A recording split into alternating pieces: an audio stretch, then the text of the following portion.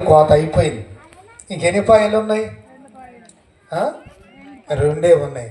రేపు మధ్యాహ్నానికి ఒక పాయి, రేపు రాత్రికి ఆ పాయి మొత్తం అయిపోద్ది. కాబట్టి ప్రియులరా, ఈ విషయాన్ని జ్ఞాపకం చేసుకొని రేపు మనము 11:30 గంటలకి ఇక్కడ కలుసుకుందాము. రేపు రాత్రికి 7 గంటలకి ముందే, అంటే 6:45, పావు గంట ముందు పెట్టుకుందాం. రేపు మనకు దేవుడు మహాకృపను బట్టి లాస్ట్ కాబట్టి మనందరికి కూడా ప్రేమ విందు ఇక్కడే ఉంటుంది. ఈ విషయాన్ని కూడా జ్ఞాపకం చేసుకుని రేపు ప్రభు సేవ నిమిత్తమై కూడా సిద్ధపడి రండి.